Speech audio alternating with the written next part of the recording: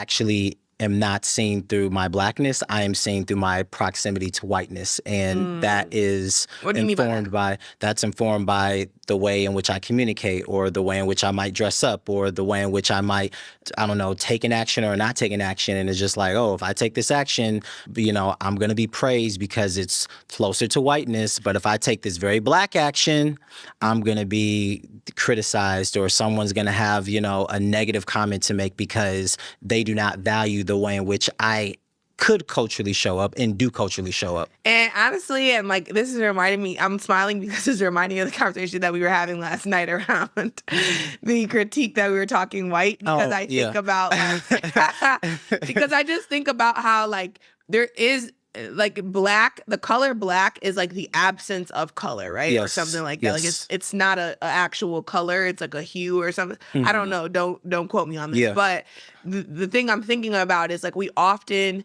think about how we are supposed to show up as Black people in like a binary to whiteness, or like if this is white, then this is Black. And like, I actually don't think that that's real. Like, I think it's something that we determine to try and label stuff because that's what humans do to have control. And so I think when you said something about proximity to whiteness, it's making me think about like every single thing that we are doing is being filtered through like, how close are we to whiteness, or how much are they trying to show up as a white person, or which is kind of crazy because it's like, what were the metrics or the value systems used in like Africa before I was even seeing a white person?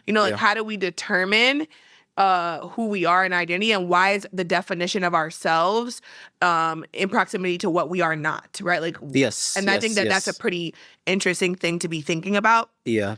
So when I think about being misseen, I'm like, wow, Black and brown people are very hyper visible. Like if I walk into a room, everyone's probably looking at me. But I am being interpreted probably through assumptions, biases, etc. And so like, what does that do to my psyche? What does that do to my mental health? To like constantly have to think about that. Yeah, I think there was a moment when I was in banking that I really felt that way. I had, towards the end of my banking career, I had just started growing my locks out. I had gotten like lock extensions to help grow my hair. And when I went to work, I remember my manager, supervisor at the time, saying something that didn't affirm me and the way in which I was wearing my hair. And I didn't take it personally, but I think looking back on it, I'm like, man, maybe even in this small way, like the way in which, I actually am, I now do have full locks, was not seen as something that was a professional look in, the in the workplace of banking. And so I think about like all of the small ways in which I have to grapple with how I show up.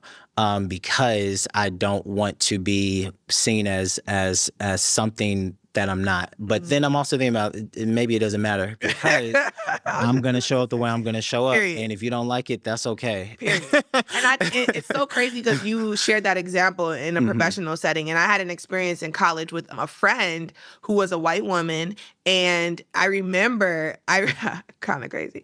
Because I was just thinking about it like, this is so crazy. But I remember I had like in faux locks as well. And I was like, I think I'm gonna really lock my hair. Like, this looks good on me. Like, and I'm feeling myself, affirming myself as I'm sharing with someone that I thought was a friend and like whatever. And I remember her saying, yeah, you should do that. So then all the guys start talking to me and not you. And I was like, what? But in that moment, I'm thinking like, wow, you are explicitly saying you do not think locks are attractive, and that the world and your interpretation of the world, that the world does not think that locks are attractive. Yes. And so you're like, yes, this Black woman has been taking all the attention. Now I'm gonna get the attention. Like it was so crazy to me. I was like, oh wow, this is why I cannot be friends with you anymore. Because what? And I think those instances also do something for your psyche because you're like, dang, like, is the natural hair growing out of my head that unattractive that people would stop pursuing me? Like, my face is the same. Like, like, it was so crazy to me having those moments where I was being forcibly made aware of the ways in which people, like, viewed the most, like, natural versions of myself.